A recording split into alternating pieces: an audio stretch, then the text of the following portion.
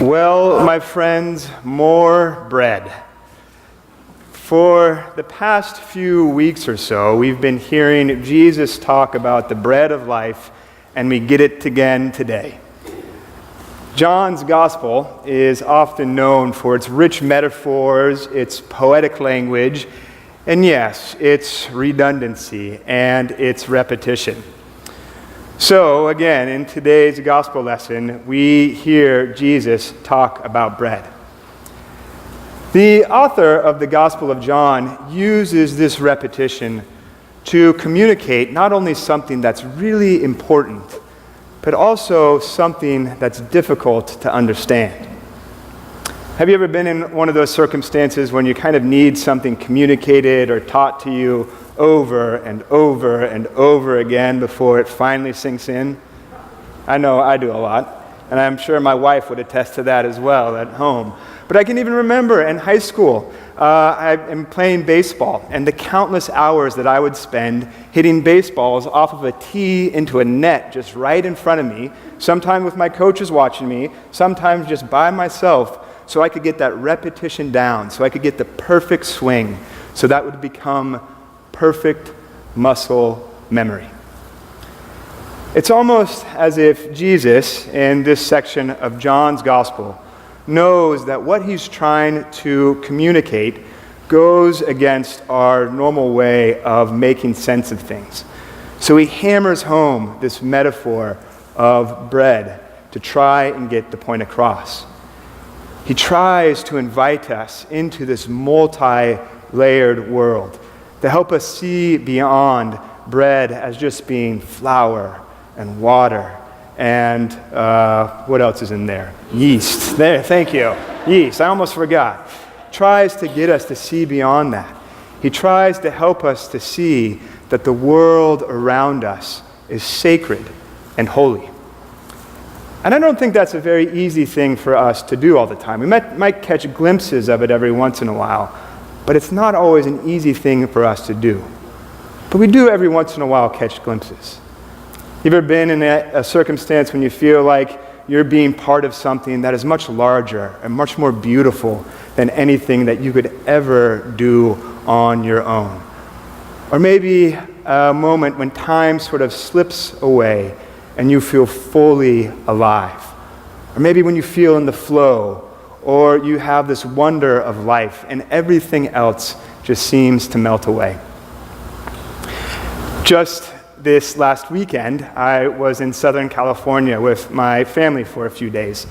And in the afternoons, my brother and my cousin and I would wander down to the beach and we'd wade into the ocean just past where the waves were breaking. And we'd do some swimming and some body surfing. And there was a moment when I was in the water and my feet were touching the ground, and I was looking out to the vastness of the Pacific Ocean.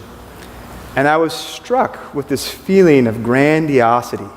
I could sort of sense the chaos of the ocean around me. I could see the sheer beauty of the sun shining on the water and bobbing up and down in the current with my brother and with my cousin next to me. And in that moment, time seemed to slip away and all was right in the world. It was a sacred moment for me. Jesus invites us to see past our narrow lens of our normal everyday lives, and he invites us to see the world the way God sees the world, as sacred and holy. And he does so today using some interesting images, eating his flesh and blood. Now, how would you respond if someone came up to you and told you that you should eat their flesh and blood? It'd be pretty weird, wouldn't it? Well, people in the first century probably thought what Jesus was saying was pretty weird too. He says these things towards the beginning of his ministry. So people are still trying to figure him out. And then he goes and says things like, "Unless you eat the flesh of the Son of Man and drink his blood, you have no life in you." Probably would have raised some eyebrows.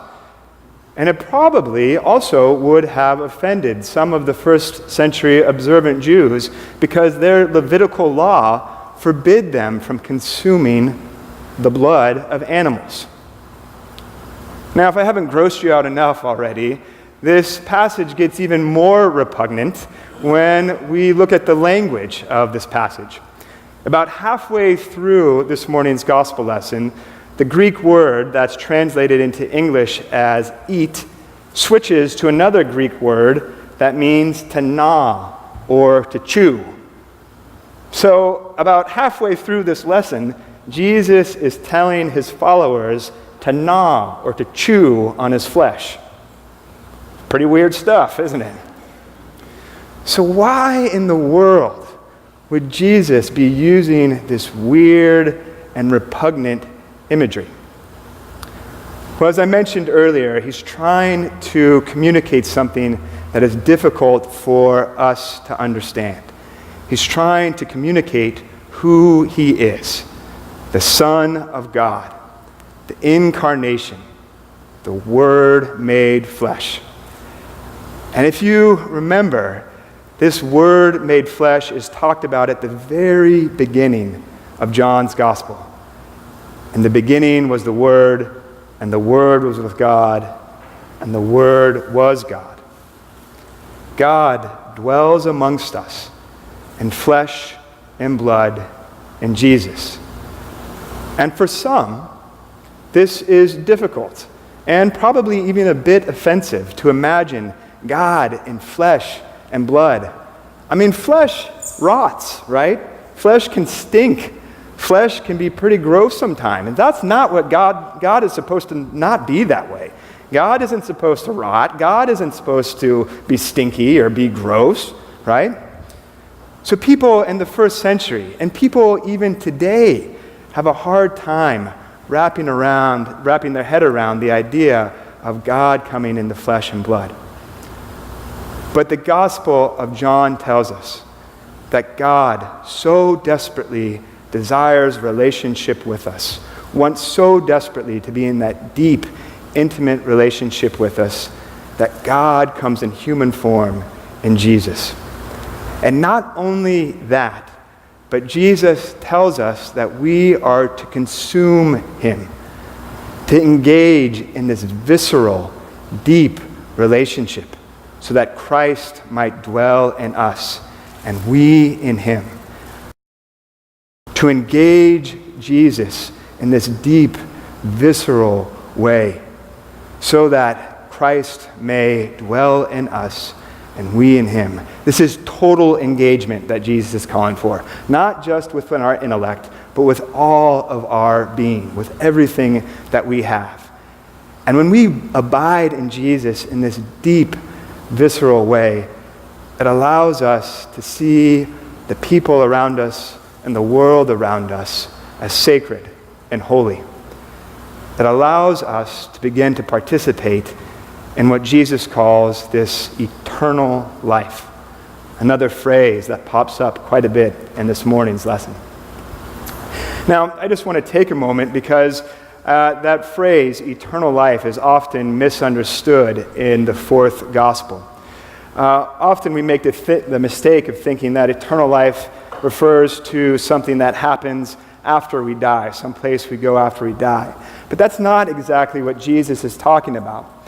And in fact, in this stretch of John's gospel, he says things like, "Those who eat my flesh and drink my blood have eternal life. And very truly I tell you, whoever believes has eternal life."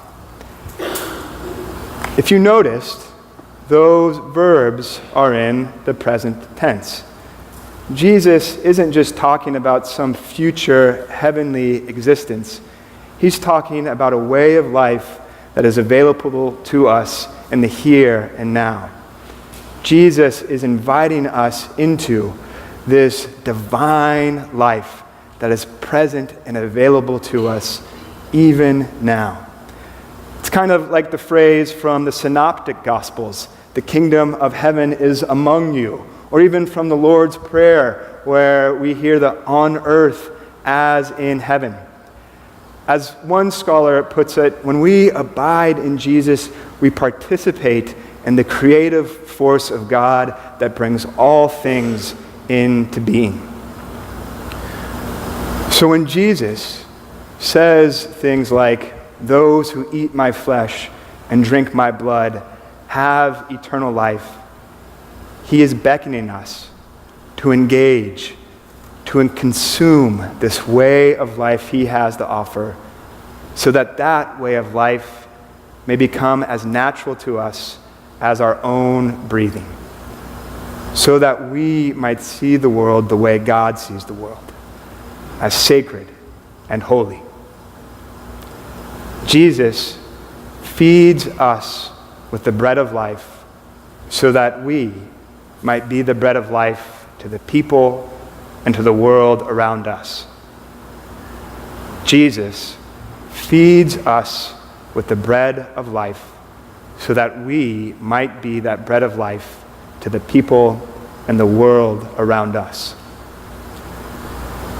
So, my friends, how are you being the bread of life to the people and the world around you?